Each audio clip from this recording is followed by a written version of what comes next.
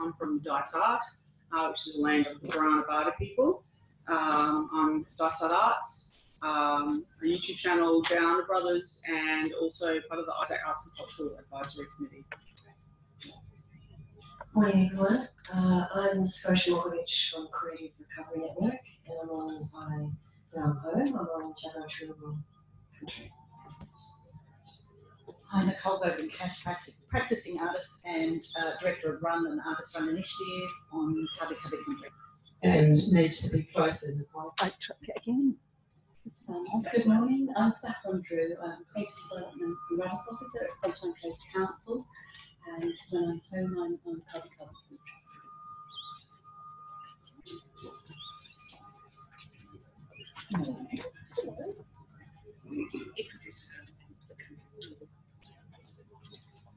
If you know. If you know. we have several other licenses. I'm Nicole Harper from QP and Cool Arts organisation, and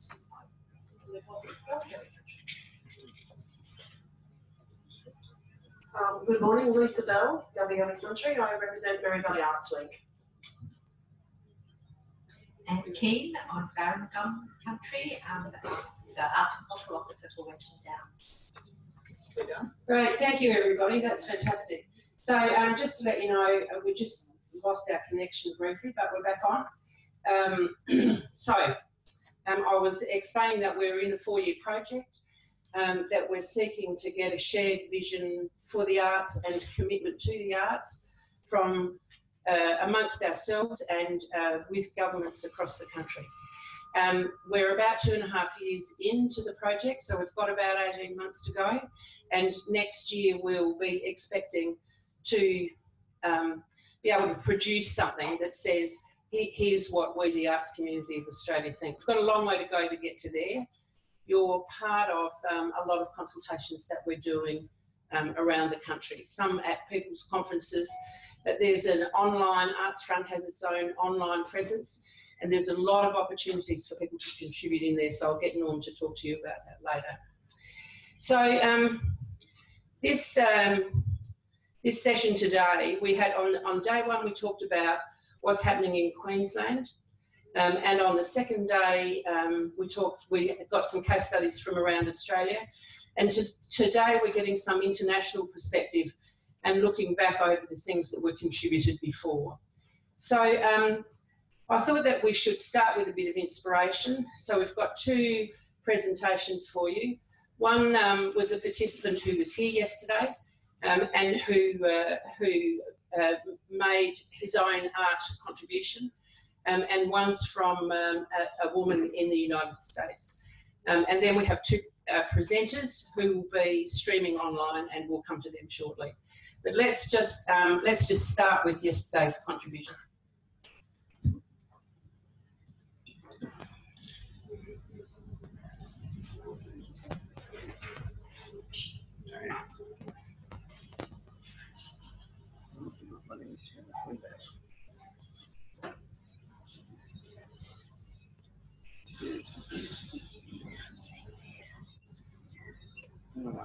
Okay, what's going to be?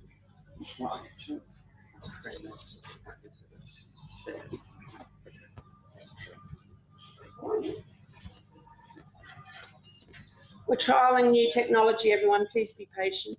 This is my message to the world from Australia. Fly with a wing of dreams on thermal flash delights. In the power of the universe, you lose your fear of heights. Sit quiet beneath the water, create the world.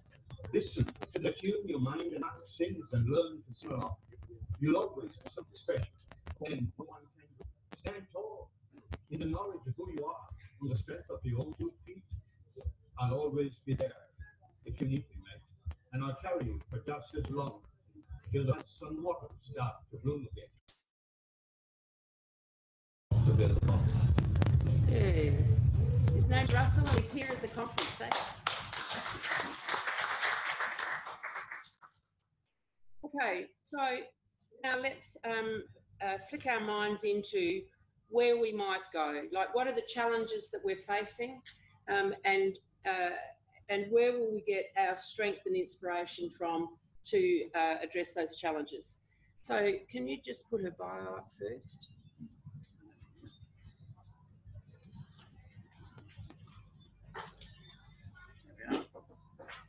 So this is the woman that we're going to hear from, who was making a speech. She was actually followed by Obama, who said this is a very hard act to follow, which I thought was, you know, if you just made a speech before him, you'd be pretty pleased, wouldn't you, if he said that. All right, let's hear from her.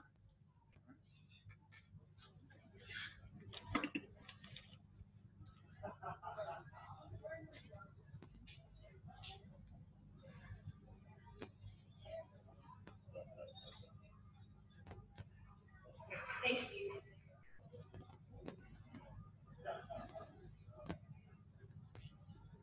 So I remember the day when I told my parents that I'd changed my mind about everything. I was 20 years old, a sophomore at Queen's University of Charlotte in North Carolina, and I wanted to come home. Well, not right at that moment. I wanted to finish school, but after that, I wanted to find my way back to my hometown of Athens, Tennessee, population around 13,000 people in the valley of the southeastern Tennessee area. I was nervous to say it out loud.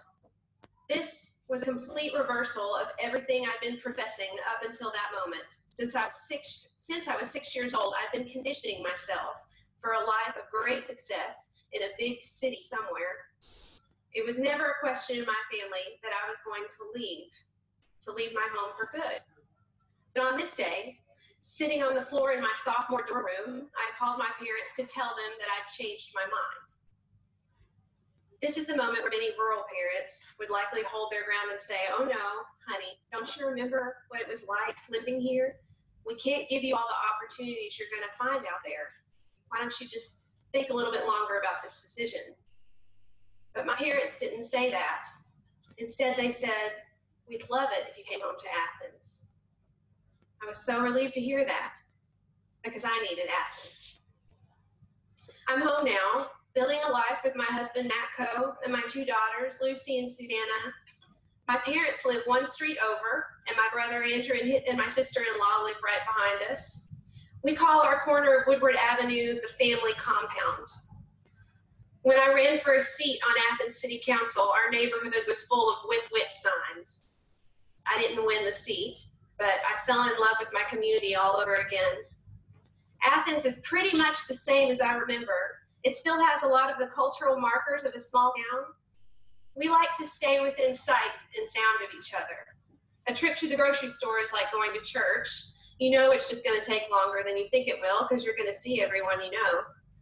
We're also a generational place, and everyone wears multiple hats. So I can serve on the Friends of the Library board with my first grade elementary school teacher and work backstage at our local arts center with my OBGYN. You don't have to belong to or attend church, but people know who goes where and how often they're in the pews. And when catastrophe strikes, like the tornado that hit us in 2016, we pull out all the stops for our neighbors. There's nothing fancy or cutting edge about my community. We have more amenities than some rural areas and less than others. Rural people walk a hard line between disparity and abundance. In the US, we're nearly 20% of the population and about 80% of the land. Yet we have historically been bypassed by government and exploited by big companies who have extracted our resources and left precious little investment behind. We know about trauma and addiction and suicide. We know about shuttered hospitals and crappy roads and underfunded schools and spotty broadband. And we know that 1 in 4 kids lives in poverty. Those are our kids and our youth who are told they have to leave. Part of the rural story. But also part of our story is what I call a practice of participation. We can't control the systemic barriers and disparities that hunt us and haunt us. We can't control the forces of globalization and automation that have taken our livelihoods, our jobs. But we can control our response to these forces. And usually that means we just keep participating. We keep showing up at funerals and potlucks, at PTA meetings and choir practice, at football games and city council meetings. We keep checking out library books and performing in community theater productions. We make our plans for here and about here, as writer Joe Carson says. And that regular practice of participation is what characterizes our relationships, and it gives us the ability to live and work and worship together in spite of disagreements. And it helps us withstand the tangles of partisanship too. It's hard to dismiss someone when you expect to see them tomorrow, and the day after that, and the day after that. I hope you're not hearing me say, though, that rural futures are secure because we have community spirit.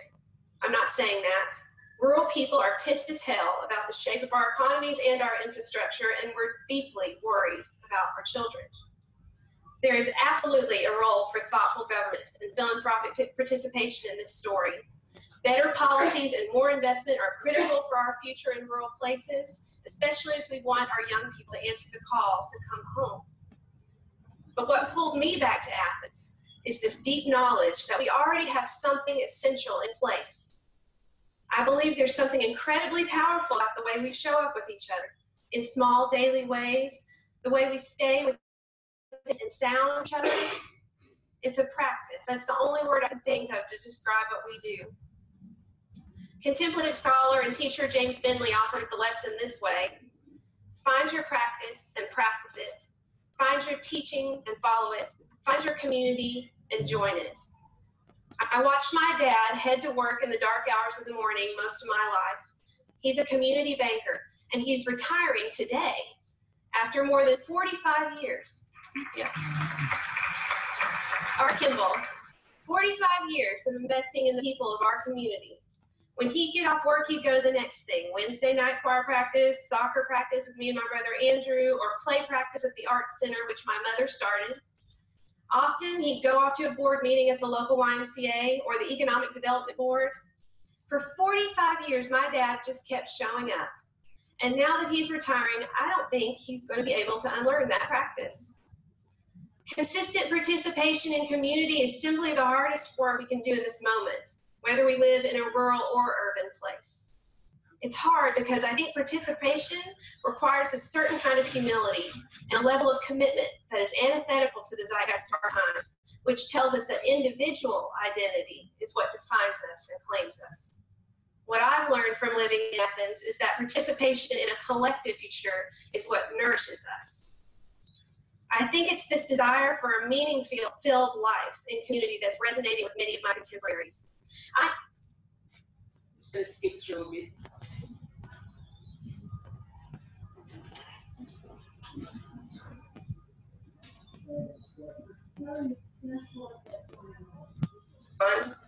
But I do believe that we're doing the thing that is truly necessary right now.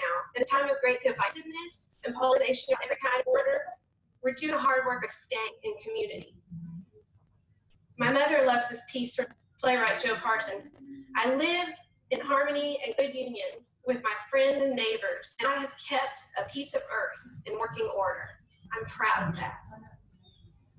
We're facing huge challenges right now that will continue to feed and fuel our planet. But even more important, I think, is this question of how we stay within sight and sound of one another across all the barriers and borders we put up. I think rural people have something to teach us about repairing the breach. Thank you.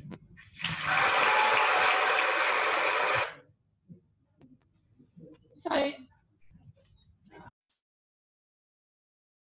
we played that to you partly because it reflects a lot of the things that have been said over the last 2 days. And so I just need to go back over that and tell you what the groups have said. We asked them to transport themselves to 2030 and think about what would their community be like in 2030, and then to look at what were the barriers that were in place to stop them from achieving their dream. So I want to tell you what they saw as the future in 2030. It is 2030, and our First Peoples are proud leaders in our nation, and all our community embrace that as an essential principle. We acknowledge First Peoples and respect their thousands and thousands of years history with country and culture. We've left our silos and learned to collaborate across art forms, communities, generations and races. We've learned to use technology to meet and interact, knowing that to save the planet we might need to stop travelling. We're focused on community and inclusion, valuing every person and the contribution that they make. We understand the needs of groups of people to have pride and confidence in their identity and to be able to meet together to celebrate their culture. We respect our history and learn from our previous mistakes. We understand that people separated from each other and their tribe and culture are isolated and lonely. We teach each other about our cultures, caring for each other and caring for the environment. We make art separately and together and recognise each other as artists, as we all make a creative contribution. We've removed artificial barriers that come between us, power hierarchies, age and generational barriers, notions of inferior and superior groups and races and intellect. We've challenged our systems to support our communities and families, and we've changed things like immigration practices that keep families apart. We've inspired cultural responsiveness among children and young people. We value small communities for their capacity to sustain each other and their environment. Communities express their identity with creative products, which we share and trade with each other. We recognise that language is a critical part of culture and identity, and we learn each other's languages and share. We create creative spaces where people can express themselves freely. We find creative and sustainable ways to live together in hubs and communities and networked ways to stay connected to the wider world. We've welcomed climate refugees from the South Pacific and other places and embraced them in our communities. We value the ancient wisdom our first people share with us. We know and are proud that as artists and creatives, we make a unique contribution to the world and we're valued across society. The arts are included and valued across all our institutions and systems: education, health, environment, the economy, social. We promote healing through the arts. We know that we're making and sharing art in a fragile world, but we're sharing our stories through creative expression and making a difference. We have challenged the systems and we have made them respond to us. We are artists and we have made a difference. That's what people said, which I thought was pretty amazing. Now, the other thing that people said that we just need to bear in mind is, but some of those things we've been saying for a very long time. It's not that what people are saying is new, it's that it is currently critical and that we're challenged to find new ways to say it so that people are heard and that that voice comes through. So what we've done is invite for you two people who are active, very active change agents in the US, in the rural USA. Can you put those bios up on me? Thanks. And we have them online and we're going to talk to them about what they know about new ways of doing things and what are the things that they see that we might be able to learn from. Like us, their rural communities are trapped between economic and environmental issues. We know our communities that water, coal mining and other environmental, like there are huge factors going on, and that the tension between looking after the environment and getting income from things like coal is ever present every day. We know that we have a government, well, the Prime Minister overnight has made a significant speech rejecting globalism and supporting local. And so and some of that we would all agree with, some of that the people over the last 2 days would agree with, wanting to build a stronger sense of local and wanting people to be confident in their local environment. But we also know that to be creative and to have a real sense of ourselves, we need to be connected to a global world, and we have to sort out how to do that. We've been promoting a rights-based approach like looking at the international agreements that the Australian government has signed in terms of First Peoples and in terms of people's right to creative practice and children's right to arts education in schools and those things. The Prime Minister again overnight has taken on the topic of international agreements, and his words are that we need to agree to independent cooperation rather than being forced into conformity on global issues. And I think that's an opportunity for us to talk to him about the independent cooperation with the treaties that Australia has signed and how we might take those things forward. So we're looking at how can we work together to make change, how can we tackle the challenges. If that's the future, if what's been described over the last 2 days is people's dream about the future in 2030, what is it we need to do separately and together in order to promote that as a dream and to make the dream possible? So can I introduce to you Dee Davis and Mimi Pickering, who I'm hoping are online behind me. Are you looking at them? Hey, hi Dee, Mimi. Morning. Hey. So can I ask you to just to sort of warm yourselves up with a simple question like, what have you learned that we need to know? Well, we have anything that you don't already know. well, I think we're learning a lot just from you. And then I got to see my colleague Whitney, you know, and if President Obama was intimidated by Whitney, you can imagine what it's like to work with her every day. So Well, we're shelling our black-eyed pea crop that got really dried out because we had the driest September on recent record here in Eastern Kentucky. We're really a rainforest area, but we had a definite drought, and we're in the 80s and 90 degrees in October, which is not where we're supposed to be. So that's just setting in a place where not everybody believes that climate changes are happening. Well, so I don't know if you have cowpeas or black-eyed peas in Australia, but you know, my family grew up with you know, these are traditional foods here, peas, different kinds of peas, and I think about this a lot because when, you know, the truth of it is it's cheaper to buy it in the store when you really think about how long it takes to grow it, but it's something more useful and something more connected and more permanent, and it's a lot like arts and culture in that way. And that I think about when I was a teenager and my grandfather was growing peas, and he took me and he put my hand on the peas and he showed me how to pick them. And I didn't think much about it at the time, but when I started growing peas myself, I could feel my grandfather's hand around mine, you know, when I would pick those peas. And now I have a 3-year-old grandson, and I take him out, we pick peas together, and I put my hand around him. It's like there's something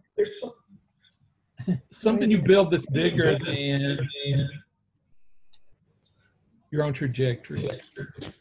I'm having trouble with this sound. Dee, moving around. Okay. You're a little in and out. Well, maybe the peas are in the way. All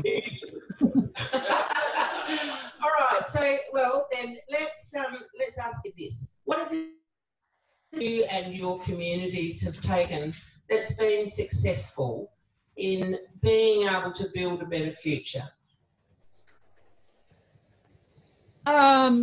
Well, one thing that Appleshop, where I work, has done is start a thing that we call, it's kind of a loose network that we call the Letcher County Culture Hub. So it was an effort just to get people in our relatively small county of 23,000 people to who they were people who ran various public kind of nonprofit groups like the volunteer. We have volunteer and some business people. We're echoing, I think. Did you mute us? No. But yeah, okay. But just bringing people together. No, I can't hear theirs. So bringing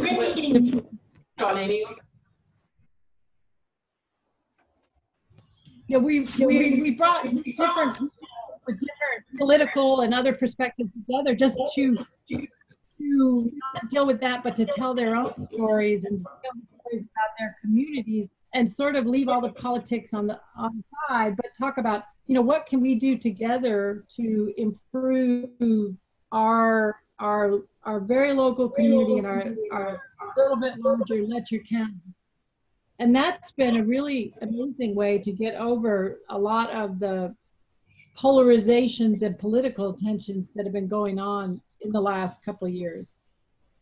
I think the whole process of storytelling, of story circle, of giving everybody a voice has just been, we have seen evidence of how it works.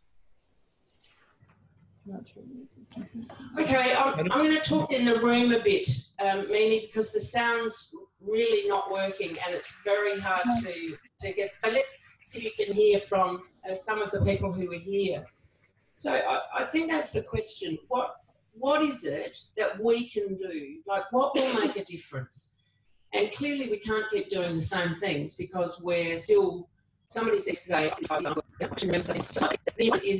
is more pressing and urgent because of drought, because of coal mining, because of the approach that the Australian government's taken to some issues. So those things are pressing, but the issues for what's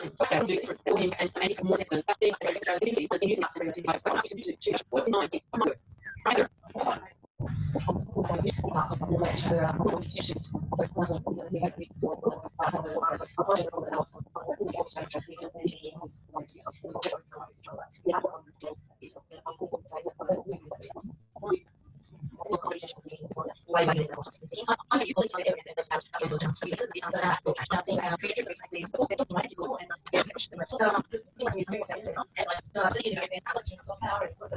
through that and exploring that culture exchange is not just a nice warm fuzzy glow, but it's actually essential. And I think some of those points came through the comments that and reflected on before. So yeah, I think you've definitely changed. I don't know what they've got to bring.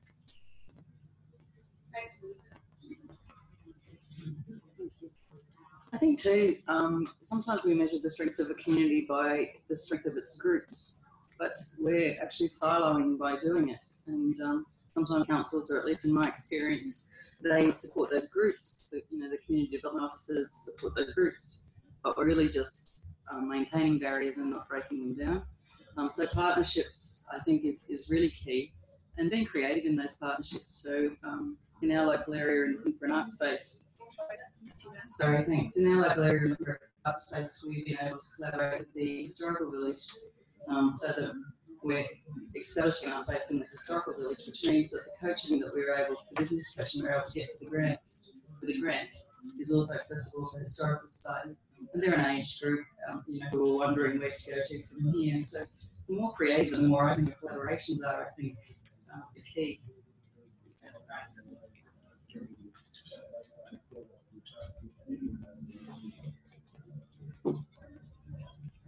So we're just gonna, Dan, maybe can you turn off your video stream and? It's the signal better at the moment, so we might give it a go, and if not, we can ask them to turn it to the S stream. Oh, okay. Yep.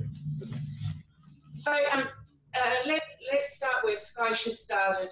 Dan, maybe Scotia's talking about actually, well, partnerships, but turning our stories into issues-based action. I mean, this is something that we had a pretty good go when Senator Brandis took away the money and we managed to get a parliamentary inquiry set up and, you know, some significant action. But in the general course of life in the arts, we're not issues-based activists. So I'm interested, and Scotia's suggesting that we don't need to do that by ourselves. We could be doing it through other groups who are already working.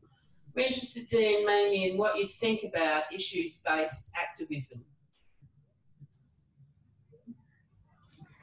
Yeah, I mean, I think we're all connected to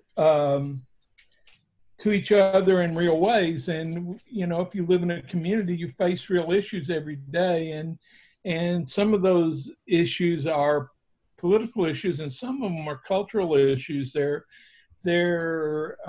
the things that you talk about when you shoot pool with your friends, or you go to the hairdressers, right? And I think that those cultural issues are important too. So when we build community, you can build them around issues and around outrage or around necessity, but it's also important to think of your cultural community, because I think in some ways that's that gives you the strength that you need to sustain it, to sustain campaigns beyond just the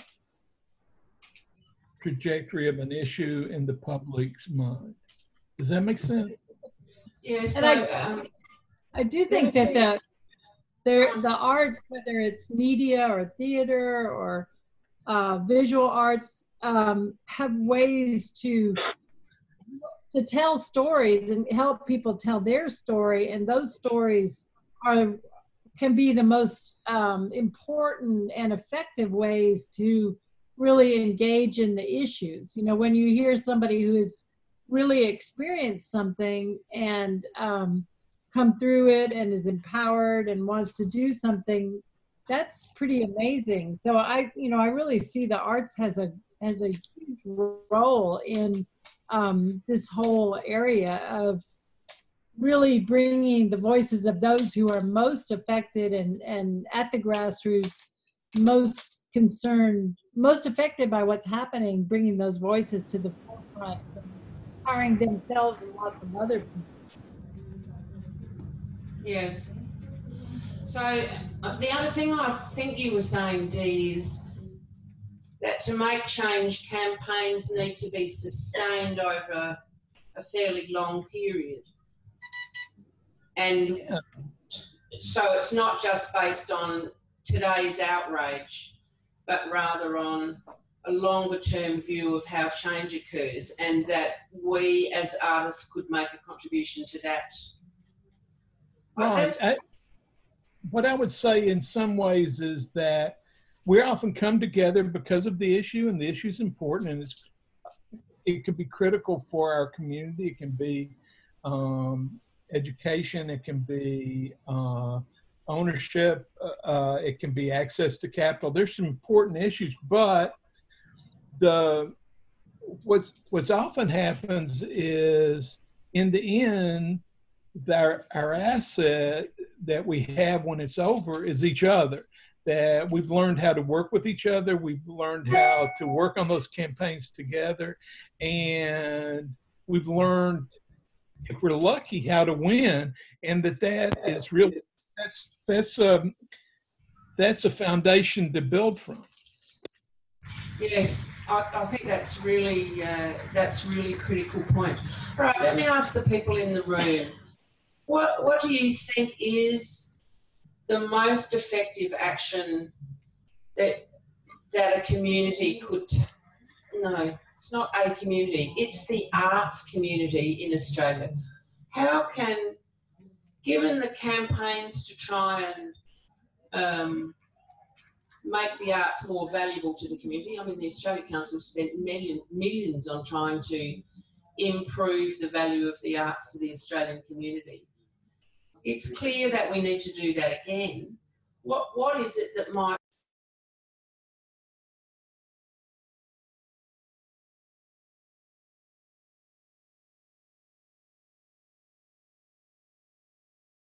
What have you seen that works? G'day, my name's Ben Tupaz and I'm from Toowoomba, so regional southern Queensland. I actually run a festival called Festival Stories in Light. So it's about bringing stories from the Toowoomba region and presenting it through light projection and site-specific light sculpture. So it's in the public space and I think it's unticketed. So the whole premise is to take art out of those traditional institutions which have a whole set of rules that are sometimes not understood by people who haven't had that arts education or understand why you have to be quiet in a gallery or why you can't touch that beautiful tactile sculpture. And it's allowing people to, it's about access and inclusion and allowing people to engage in that art process. We understand the value of building those experiences, because if young people can be involved in those experiences, there by default their parents and carers have to come. They also experience it. From those workshops, then those pieces are exhibited. So they're actually part of exhibiting their work and then becoming part of that whole process. So I think it's about democratizing public spaces, allowing people to take ownership of their stories and overlay their understanding of those spaces. For example, in Toowoomba, there's dead spaces that have layers of history. So it's allowing them to see, well, I wouldn't walk in that space at night, but through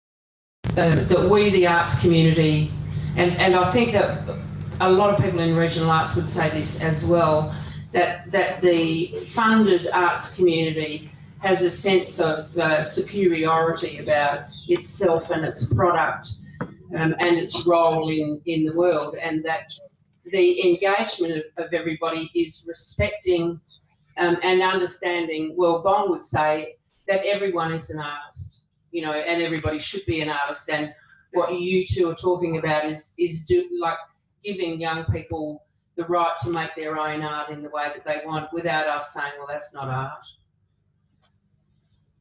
So I think we've got some lessons there. Anyway, we're up. Yes, please. Mine's a bit of an older story now, but it goes back to what Dee and Minnie were talking about, how the assets we have when we come together are ourselves, and that gives foundations to build upon. And this comes back to the Mary River damming, the Traxton Dam that was going to happen up in Gympie. The community, before that even came on board, we had a art project called Farming with Mary, where we had 10 artists on 10 international artists on 10 farms for 10 days.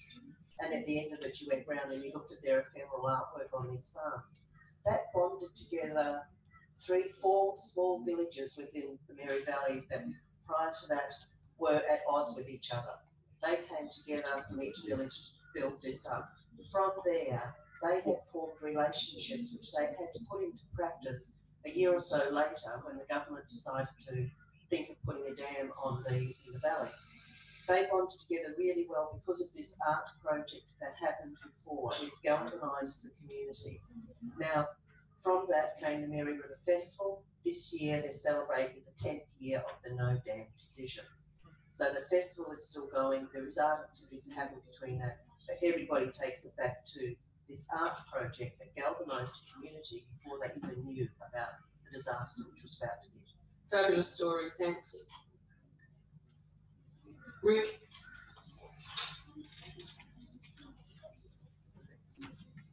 In terms of what we can do, I had a recent experience where I heard, you probably talked to this, that the Americans for the Arts have a citizen membership of, I think it's 400,000 members. And there was a bill that was recently going to Congress to cut the National Endowment for the Arts by about $16 million, I believe. They took action, contacted their 400,000 members, asked them to write to their local congressman or congresswoman. 10% of them did, still 40,000 letters and emails.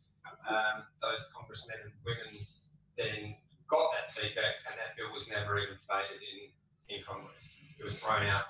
And I think we don't have that collective impetus to drive that kind of change. And quite often it comes specifically from the arts industry, like organisations like Regional Arts Australia or ourselves, or Regional Australia Institute, and not from the general public. And I think to shift our, or to open, I suppose, to open that conversation to the general public, to the voting public, is probably what's going to have more influence than me banging on a minister's door yet again. Oh, that's really good, Rick. Dee, what's your view about that kind of political campaigning and its effectiveness? That it does seem to work in the US. Is that true?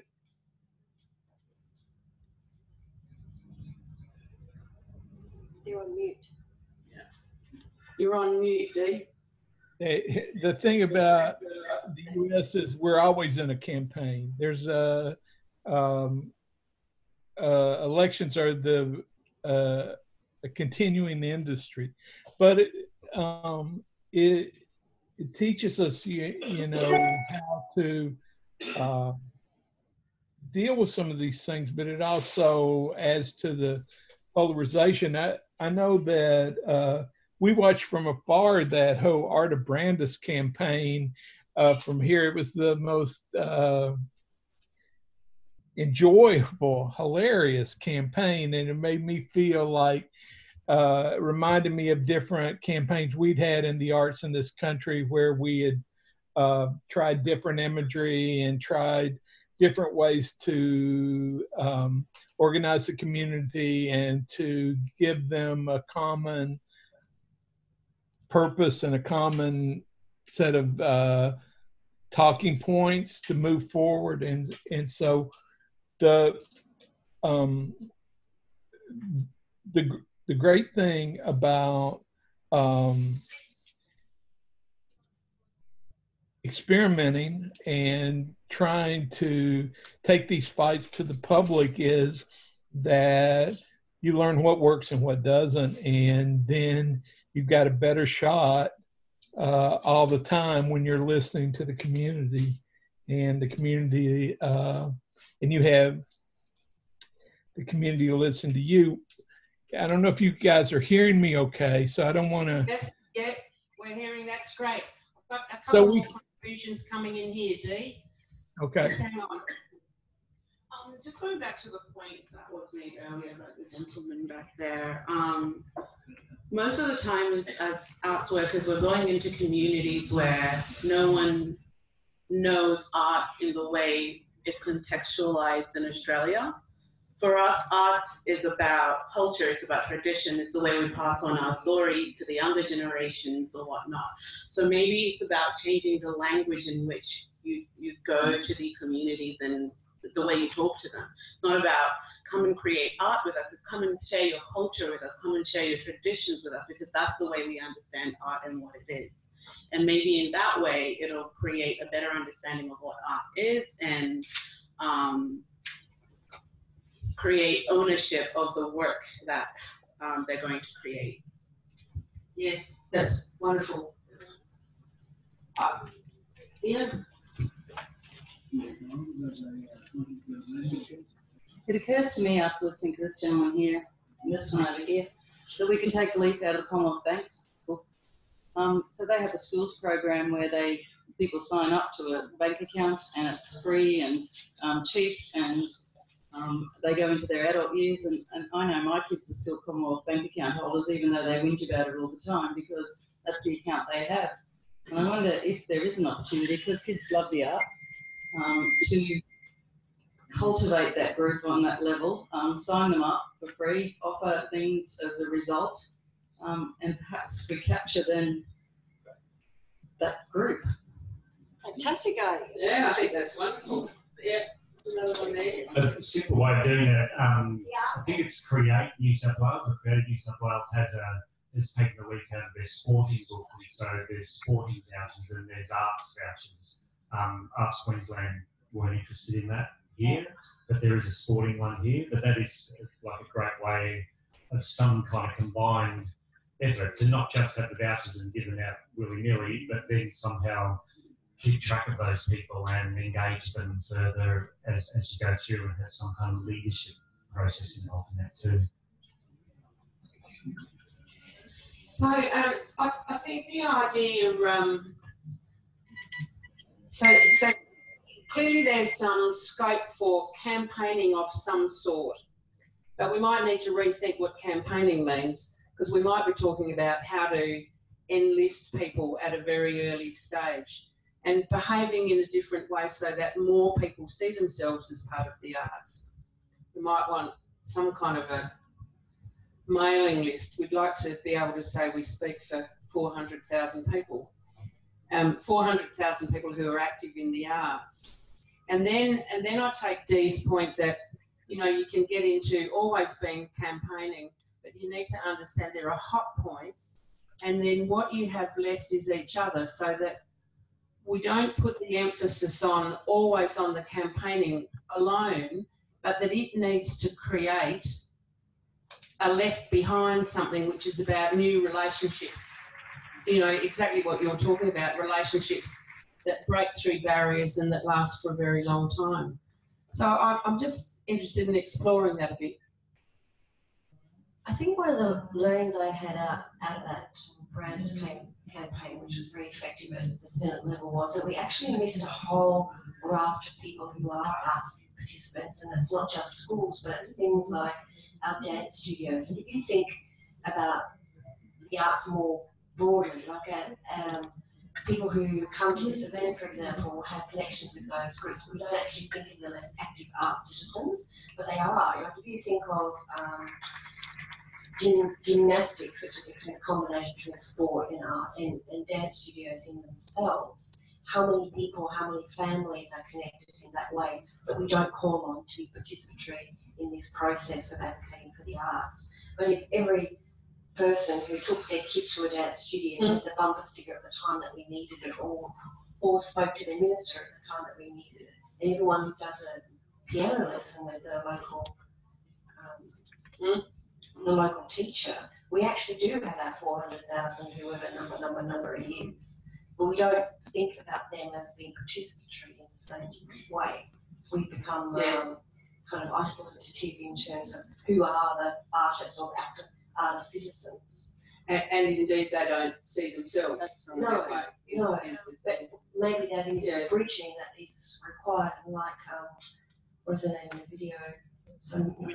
Whitney said it's about turning up and participating, but they turn up and participate every week. Yes. But we don't acknowledge that or call on them. And we need to rethink what we do. As she says, we can change what we do. Yeah. Yeah, we've got a current situation with the Arts Ready and Sports Ready traineeships, because Sports Ready are managing the Arts Ready. So it's kind of interesting that there's a vehicle there. Auskick as a model, you know, they're recruiting at baby level, and I know it's all about sponsorship and money and how to do that, but there is it sounded like they're also now in dilemma about financial sustainability in sports. So perhaps it is about the suggestion made in the other session the other day about grafting ourselves onto bigger agencies and working out what the global key human issues in the middle of that. Which, yeah, I agree. Trying to get people to acknowledge what part the arts plays. There is a hard sticking point about this discussion, of course, which again Bong was confronting us with yesterday, which is if we say that, you know, artists need to be paid properly and we're out there working with community, we've already created, you know, a barrier, rather than that's somehow a community working together.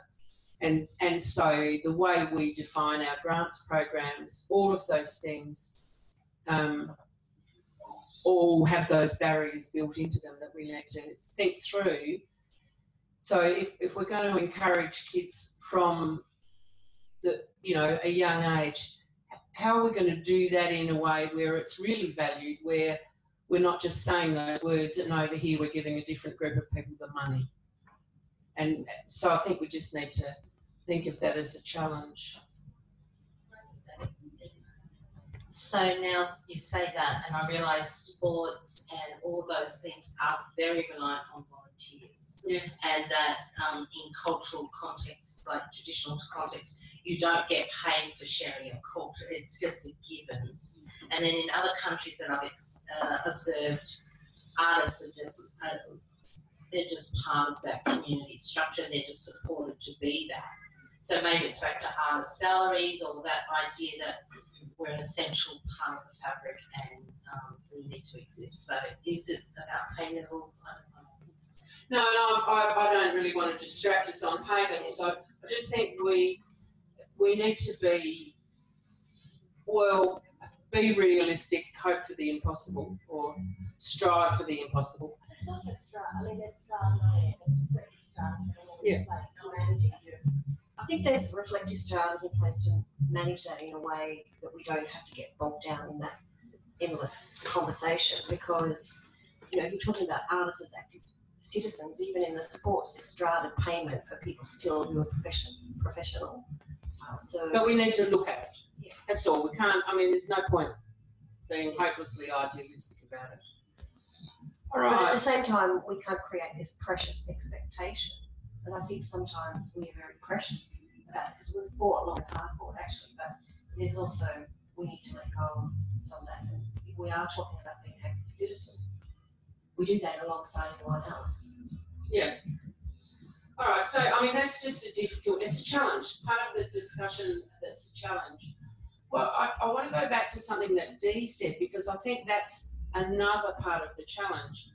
Dee, you said that campaigns can bring people together, but they can also add to the polarisation in the community. Can you talk about that a bit more? And you too, Mimi? Yeah.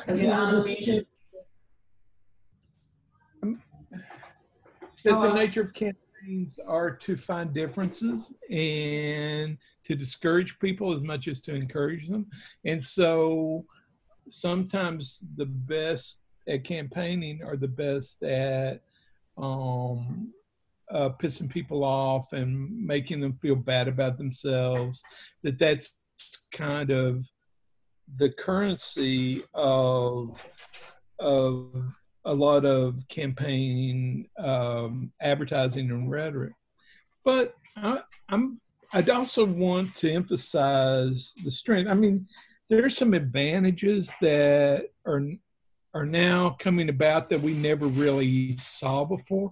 I mean, even though we've had some hiccups tonight, I mean, think of, or morning for you, but think of how crazy it is that I'm looking at a meeting in Queensland right now from my hillbilly enclave in Kentucky, and we're connected and we're having this conversation. There's really the opportunity for artists and people of goodwill to assist each other, work together, find ways that we can help each other with our issues. And if you think about campaigning and what's essential, and you know, it's the same as the essential thing with art, which is people are exposed to art.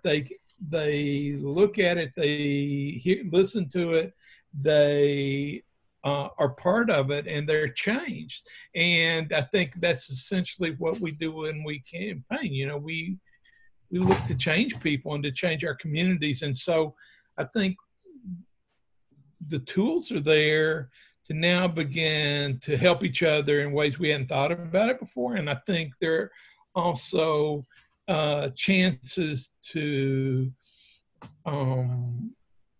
link our communities in ways that can make a meaningful difference. Do you want to add in there, Mimi? No, I think, I mean, campaigning is also, there are groups here in the States that also undergo campaigns as a way to build a movement. So you may not win a particular issue right to begin with, but you're bringing people together. You're collecting their names and their email addresses and sharing stories, and before you know it, you can sort of expand. Maybe your initial campaign was about concerns about a coal-fired power plant, but it may move.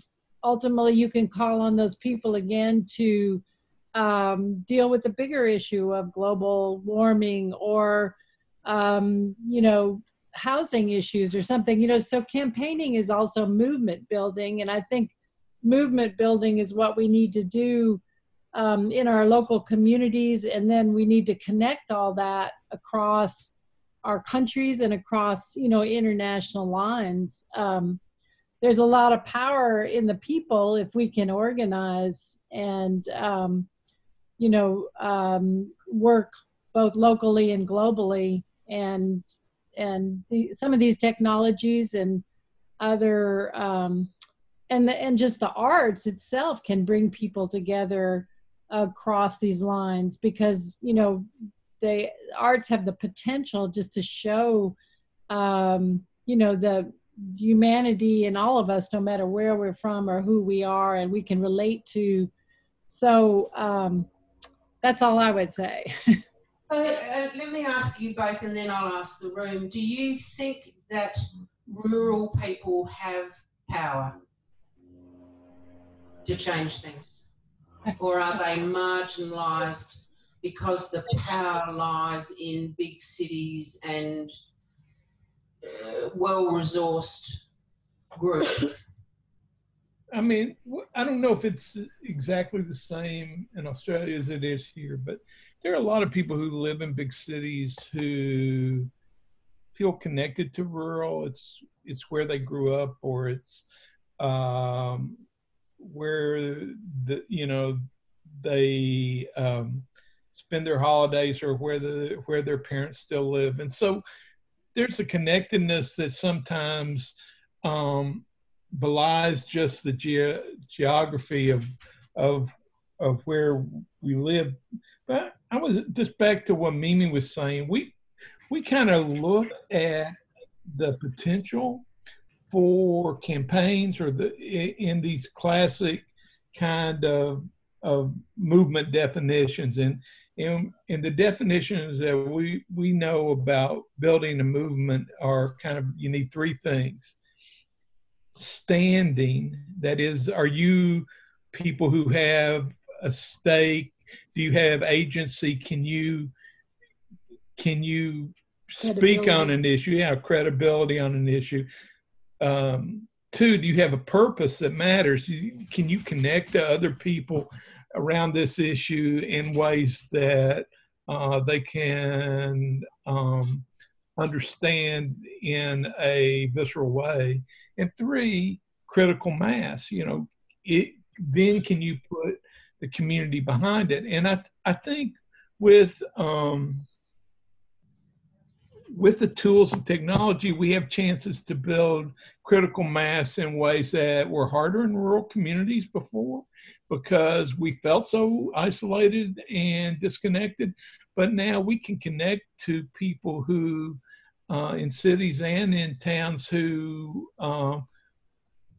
can really make a difference and can be part of the movement forward. So it's not like just falling off a log. It's not easy to do. And I just, you throw these definitions out, but there's a path forward and ways that we can win. And I'm encouraged. I'm somewhat optimistic that we can. And I also think that there are many, many people in our urban communities who feel powerless, particularly people of color, poor people. So again, building connections and bonds with those folks and rural folks. And that's something that Apple Shop has done and Rural Strategies does too, is just, we've done a lot of work, telling stories about our community and then working with other communities, say in very urban African-American communities or Latino, and telling stories there and finding the commonality in those stories, because we're the ones who don't have the power at the moment. We're the ones, whether we're urban or rural, that need to come together, and we can build power, and we can vote, and we can challenge, and we can protest, and we can do a lot of things. And we really, I think the biggest, in our country, one of the biggest challenges is just saying that, look, we're really much more the same than we are different. When you get to the place of poor white people or African-American people or Latino or Native American, and we need to come together and not be divided, whether we're urban or rural. And then we could really build, really powerful things. And I'm sure that there is a fair amount of that true in Australia as well. All right, so let me ask the room, what's your feeling? Do you think that rural people are powerful, or that they want to be powerful, or how does that fit with you? And I just want to go back to one of the other questions. When we're thinking about campaigning, I think it's a hard thing for people to talk about in the arts, because we don't see ourselves necessarily as political animals. However, as a model, the Sunshine Coast Creative Alliance has actually given us a model that has been arts-based agency within advocacy for the arts, and then chop it up and put it within a framework of business.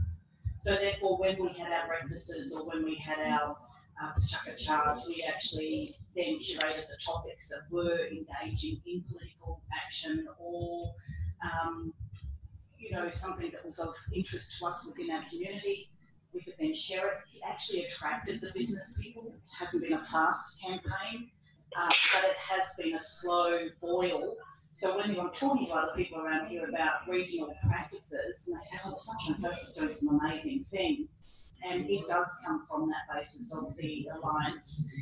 And it has taken us 10 to 12 years. to do that. So it hasn't been fast, but because we now actually have that agency and we've got it to a certain critical point, where to from here. But being a model to help other people, I think, is also important. That's where Erasmus come in. We also have to look at arts and other organisations and jump on board there. For example, the project that I just did out in Dolby, none of the funding came from arts or any arts funding at all. It all came from Queensland Seniors, Disabilities and Communities. So we look for other partners to fund, and then we also look at artists that support us within different types of disciplines, such as sciences and technologies, like Leah Barclay, for example. And then we connect through that collective human behaviour, such as things like walking, or the environment, or things that we're really, passionate about. I think that makes it a little easier when we're all working together and really stop parochialism too. I think that's an important key. Thanks. Can I answer the question, do we think we're powerful? Because that's powerful at a continuous growing level. But if you think about the last election, that was the power of people in regional, rural Australia that was reflected in that election, both from an idea of jobs, but also, again, this kind of farming lobby that's happening. They are the most powerful lobby group currently in the federal government, because they're bringing a story alive in a really direct way that's impactful on the economy and blah, blah, blah, blah. So, I think our regional communities are powerful. It's just that how we escalate that story. Next question. There's a really interesting thing happening in North Queensland at the moment because of Darwin. It's all happening, it's protests left, right, centre. But the interesting thing that's starting to happen now is that the farmers, the environmentalists and the artists are all uniting over the water. And that's a really powerful time, I think, when those three, especially environment and farming, it's just an absolute nightmare. It's protests, they protest against each other all the time, but now there's an opportunity for those three to actually unite on that Adani and losing that water. And that's when I think where the rural side of things can actually create partnerships, find a common theme between you don't war against each other, and find that thing that can make a difference, and let's sort that one out. A lot of the rural people that I deal with, they're so busy just living, they're dealing with so much stuff, and it's really hard for them to focus on that sort of campaigning and things that you're talking about. They're exhausted, and if we can collectively, like I said, find that common theme and work together, then we're all powerful together. Yeah.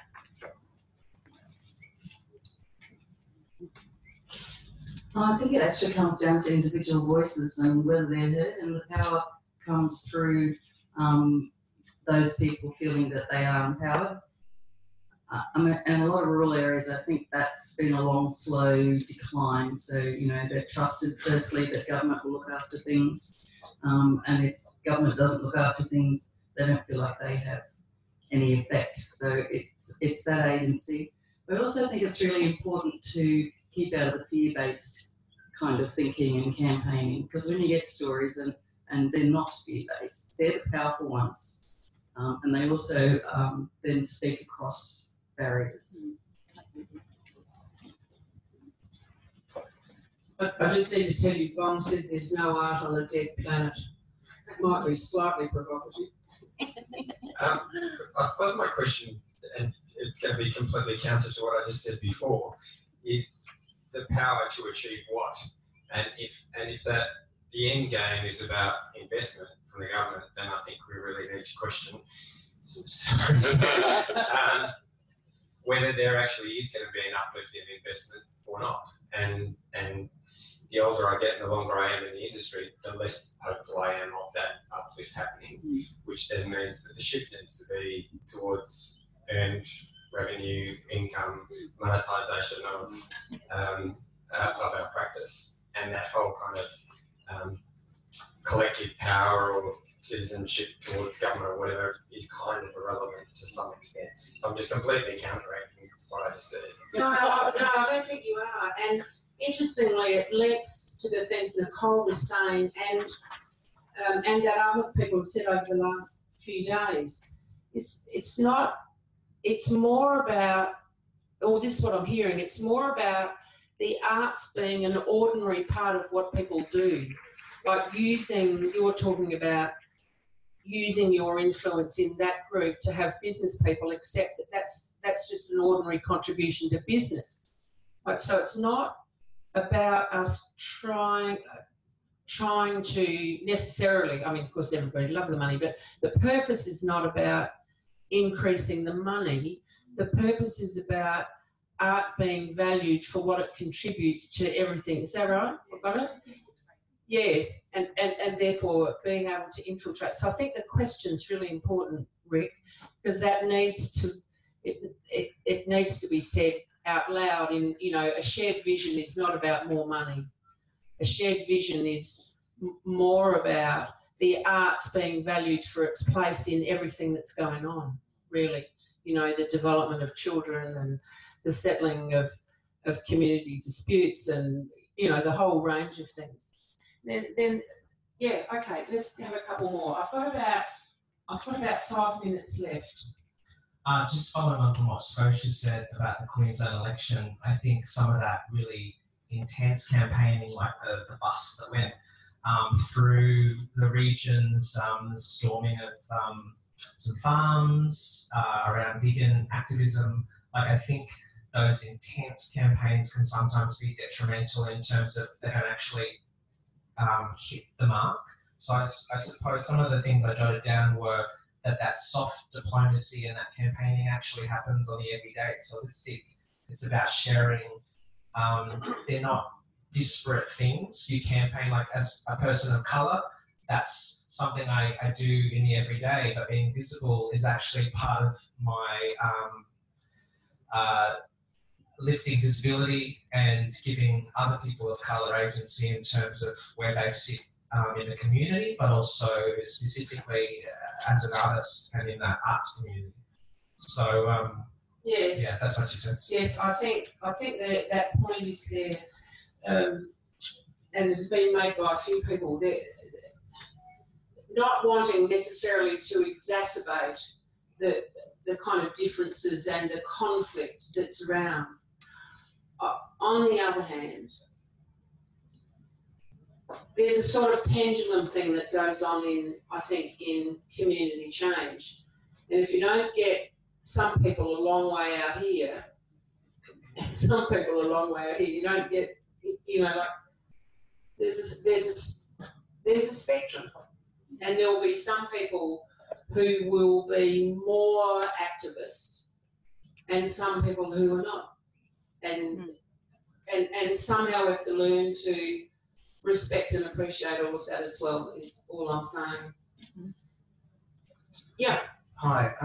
Look, I'd just like to pick up on a couple of things. Mainly the strengths of rural communities, number one. The galvanising leaders in rural communities who make so much stuff happen with so little resources and are deeply valued by the communities and need to be supported. And the thing I'm not hearing in this conversation is around the political delivery of funding for leaders in rural communities, enabling work to happen. And that has to come from local government. There's no other place it's going to come from. If you look at Kate Fielding's report that was published a couple of weeks ago from A New Approach, picking up on Rick's point that funding from federal government is continuing to diminish. In fact, the pattern over the last decade is that federal funding is diminishing, local government spending on the arts is coming up, and they're actually picking up the slack in some respects. And we as ratepayers, and I speak to someone who now lives in Ipswich, I'm really, really involved in trying to galvanise change in Ipswich, where the RADA fund 2 years ago was underspent by $84,000. The people of Ipswich don't understand the opportunity they've got to make things happen in their community. So we, as working in the industry, need to build the case amongst ourselves, amongst the community, and with councils to value the arts and show people what they can achieve. Yes. Yes. Perfect. Now, let's do this because I need to wind it up. Let me give everybody here the opportunity just to say a few words about, here's the most significant thing that happened in this session for me. Like, what set off some ping in your brain where you thought, yes, that's right. So that we've got a feeling about what are the critical things in your mind. And then we'll move to close it. I want you to understand that what we hear from you, it is about the broad spectrum of things that need to happen. Like gradually over the next 18 months, we're going to have to sharpen it down to what are some of the priorities and how to do that. But what you've said today will be faithfully reported from all sides. I mean, we've talked about needing to build, I think this is what it is. It's needing to build a movement of people who help the community to value the arts, and that then gets infiltrated through, that there are lots of different ways to achieve that, and we need to look at all of those ways and what are the most sensible ways for us to approach it now. So let's just have a go. Just tell me in one sentence, what is the thing that actually struck you most in this conversation? Well, it occurs to me that we've outsourced everything to government, aged care, childcare, everything, and we've overloaded it. The wheels have fallen off. It's way beyond capacity. So I don't think government funding is an effective vehicle. In fact, I don't think government is an effective vehicle any longer for progress, and the communities need to take back the roles that they once filled and stop waiting for someone else to do it. We know how ineffective government funding is. There's great $1 billion examples. That's fine, you don't need. Yeah, it's a fabulous point. It's really good. Excellent. Rose. Hi. I would say we need to change the narrative. We need to change the narrative within our industry. We need to change the narrative within the definition of arts and rural, and regional, and remote. We need to change our narrative at all levels of government, and how we work collectively through partnerships. And that narrative, I think, is really challenging in how we work and value difference, whilst then trying to present a collective. And that is a challenge, but one that might fall. All right, I want you to talk more, but look where I'm going. No. Sorry, too long. It's very basic, listening to each other and making sure everyone has a seat at the table. Oh yeah, great, thanks. I don't know yet. I'm still in the 3 days. Oh, okay. I've been here for like 5 minutes, but basically like innovate and capacity build our regions. Okay. So again, democratising the arts and taking the arts to the people. So not that level of, obviously still the aspirational sort of and aspirational arts as well. But I think sort of having a galvanising voice across all the region. Thank you. The commonalities and looking for the agency and advocacy. Yes. I'd like to comment that campaign was a process to build a community. And I think that's a really powerful comment. And I think if we're looking for a campaign to build a community, the process of treaty that is being generated in our country currently is a really key one that we can play a really powerful role in. Yes, that's fabulous. Thanks. I think it was Whitney's statement that we are not secure because we are committed. I like the comment that allow people to take ownership of their own stories and spaces. Okay, great. One thing that I'm going to take away as to do hopefully soon is joining with other industries or groups with similar messages. So it's issues-based activism, not just the arts thing. Fabulous. I got from the where were they? Kentucky. Yeah. Don't base it on outrage or necessity. Base it on science, culture, and the arts. Yeah. On a really simple, basic level, how we can work in community, I think, is to more interactive public art, enjoyable, fun ways to realise that you're actually learning an environmental issue, but you're not quite aware of it. Yeah. I was really taken with Whitney and her description of what a regional community is, that it's the practice of participation, that we keep turning up, we keep showing up, and how can we support our communities to keep doing that. Fabulous.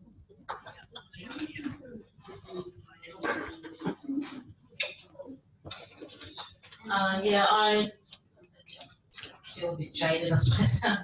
The Telstra effect, where all roads do actually seem to lead to the funnel of government, no matter what you do.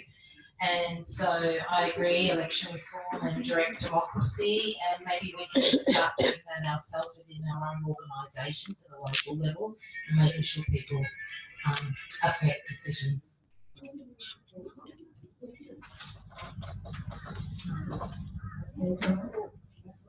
Probably not a direct influence. I wrote lots of things down, but I think to help build the capacity of our regional communities or any art communities is some training for community artists, which is sadly lacking. They can't go ahead into communities to do all this work if they don't know what they're doing. Okay, thank you. Just share.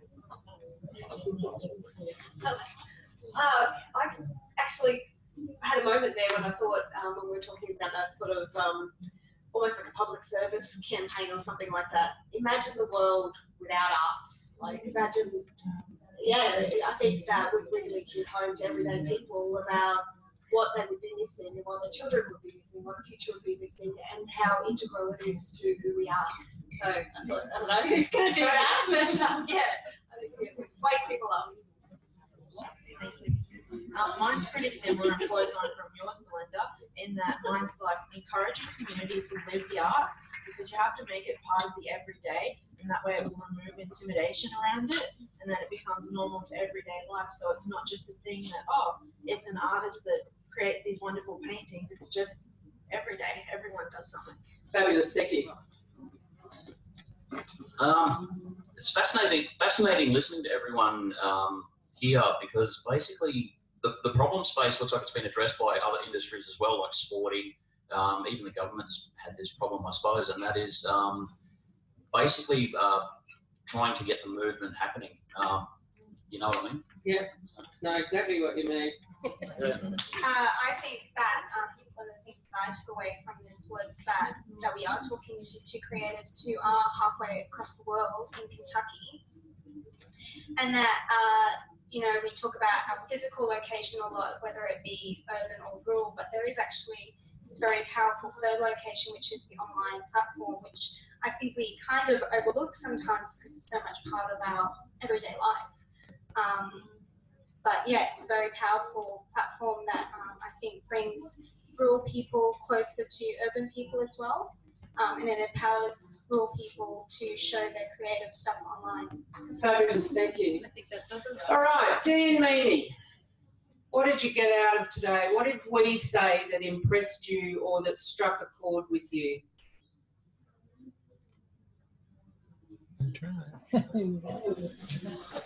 You're unmuted. Well, I'm just always, whenever we get the we're very lucky to come to Australia and meet people and talk to them, just how much we really have in common. And I think that, the majority of people in the United States don't support all the crazy shit that our president says. And we're not about like abandoning globalism. I think people want to know about other people and want to connect. And I think the arts are a great way to connect us all and to show that how much we all have in common, and to really build solidarity with each other. So it seems like you've had a wonderful session these last couple of days, that you're really dealing with all that. And it's inspiring for those of us here in this country where we're, dealing with a lot of craziness. I just think it's great to be part of this conversation, to hear and to think, just to think how much our communities would benefit in being in a conversation with you guys down there that this is something that's really built on aspiration and trying to make community life better. And I think that transcends the globe, right? And I think it would be wonderful if people in these rural communities that we work in around the country would have the chance to connect and hear and listen to the common concerns and hopes. And you know what, we didn't get much into, but you know, our coal-based economy has totally collapsed in Eastern Kentucky and West Virginia and Virginia, and they're not quick solutions at all. You know, it's basically people. I mean, the biggest solution may be that we need to provide income for everybody and health care for everybody and provide a floor and support for people. And that, I think that may be happening globally. You know, the whole nature of work is changing so much, and arts can really, hopefully, express this and help us, you know, make and work our way through these changes. But they are dramatic, and what's happening with us economically is affecting the way people are voting or not voting, and the way they're thinking about their communities. And there are no easy solutions, but if we can put forth the positive things in our stories and our heritage, our culture, and who we are, I think that's a step forward. So I'd like this room to liberate these people to go and have a drink, since it's the middle of the night for them, and thank them for their contribution. Thanks for letting us visit. Thank you very much, Yes, Ian. thank you. It's been really great. So one last thing for the room. Everyone, thank you very much for your contributions and participation today and over the 3 days. It's made a really valuable contribution to the arts front visioning work, and particularly from a rural and regional point of view. One of the outcomes from this is to establish an online space to build the engagement with other people in this rural regional conversation, leading to 2030, where we want to be in 2030, using that right space framework. So we'll be in touch with all of you through the Arts Front platform to both enable further input and to encourage you guys to spread within your networks and get others engaged in this conversation as well. So in that sense, your contributions today are going to play an important role in a leadership role in getting other people involved in this over the next bit of time. A huge thank you to the amazing Anne Dunn, who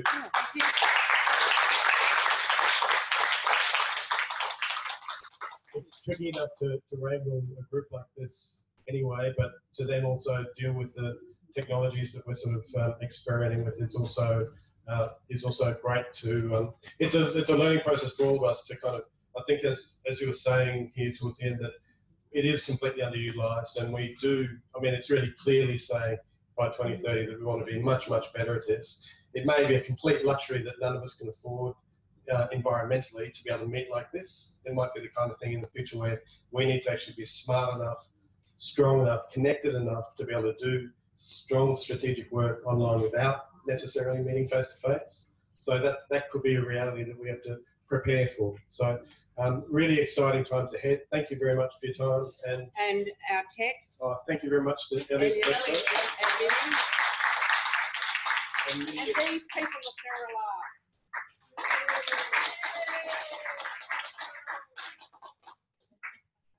Thanks, and everyone. Alan. Thank you. Oh, Alan was left behind. Yeah, that's great. Thank you very much. So you'll be online. The whole session's been recorded, so you'll be able to watch it back.